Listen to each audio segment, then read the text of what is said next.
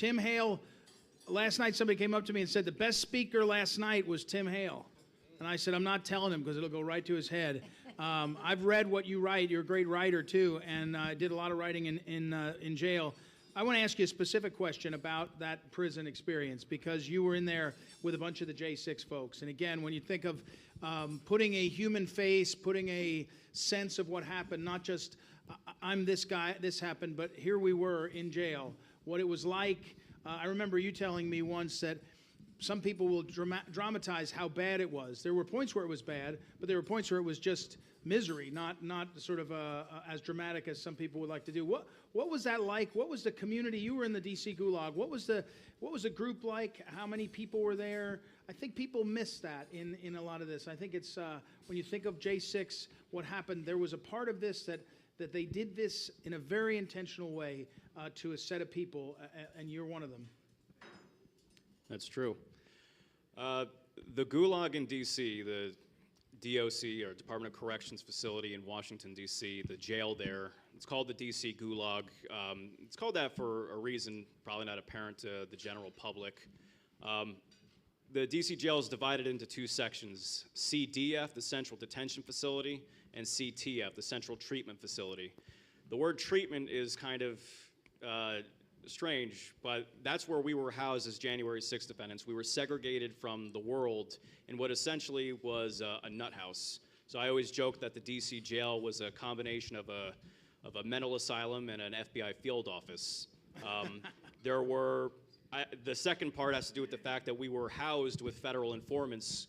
The DC jail was a controlled environment where the feds planted us. They denied us bond based on lies. They denied us bond, and they kept us in solitary confinement to force us into plea deals. And if we didn't do that, we had feds that were planted in there with us to sabotage our cases. It was the absolute epitome of the abolition of due process in America. As I just said, we were kept in solitary confinement for about a year straight for the first year, from 2021 to 2022. We were kept in 7-foot cells. We were denied sunlight. We were denied basic nutrition. We were denied access to religious services. We were denied access to our families. You couldn't get visitation. Sometimes you were denied access to your own lawyer. You were denied access to the evidence of your case. And you were denied basic medical care. I actually, where is it? I have a picture here of what I looked like in the jail. For 16 months, I was denied access to a haircut. I was in the military for 12 years. I'd never had long hair. And so here, me looking like Grizzly Adams. Very manly. Thank you. We had a core group of people in that jail who were very solid dudes. Despite what the news headlines say, these were blue-collar Americans. These are people who ran businesses. These are people who worked with their hands. A third of the guys I was locked up with were actually veterans. They were Marine Corps veterans. They were soldiers. These are not the domestic terrorists or insurrectionists that you've been told that they are. So while there were some suspect people planted in there with us, most of us were robbed from our families, robbed from our lives. People lost their businesses. They lost their homes. They couldn't pay their mortgages. These men, predominantly men, were the breadwinners of their families. So their wives had to take up 2 or 3 jobs to support their families. In several cases, there were children who were separated from their parents so long that they actually forgot what their fathers looked like.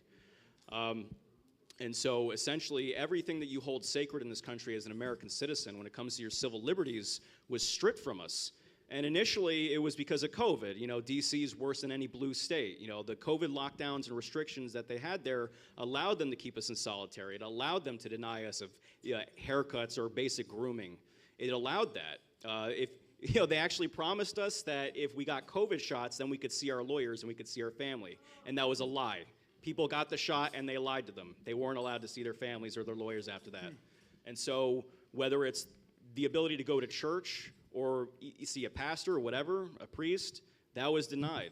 The First Amendment, the Second Amendment, the Fourth, Fifth, Sixth, even the 14th Amendment, because as we've been talking throughout these past 2 days about the weaponization of law, the 14th Amendment And I think, Nick really hit on this earlier, but the 14th Amendment, introduced the concept that due process is not something that just belongs on the federal level, but it's applied to the states as well. But it also introduces this concept of equal protection under the law. And so when you look at the Yick Wo case in the late 1800s, you realize that, it doesn't matter what your racial, religious, and yes, even your political dissident status is, you cannot be denied equal protection under the law. You can't prosecute right-wing dissidents any differently than you would for left-wing dissidents. But that's the precedent that's been set. And so we've been kept out of the limelight. We've been smeared. You've seen the same 30-second clips of someone breaking a window at the Capitol, and you've been told that that's what January 6th actually was for 3 years, more than 3 years now. But you haven't seen the you haven't seen the true devastation that's actually been caused by January 6th. The devastation wasn't done to Washington, D.C. The devastation was done to the Bill of Rights, the Constitution, and the American public. And this is going to start happening to you. And a lot of us watched with horror inside jails and prisons what little news we got as we saw, the border collapse, but really American citizens being targeted, school board meetings being infiltrated, Catholic churches being infiltrated. January 6th has been a Trojan horse, and it's going to keep happening. I know the names of people that are trying to stage another one. The feds are trying to set this up, and it's going to keep happening. You need to pay attention, because if you give the government an inch, they'll take a mile. Your freedoms only exist if you believe in them, and the people you put in power actually respect them. And that's basically all we've got to work with. America is more than an idea, but you need to fight for that idea, or you're not going to have it. So thank you very much. Thank you, Tim. I'll clap for that. Thank you, Tim. I know some people have questions. I'm going to encourage you to try to grab these folks in the time afterwards. By the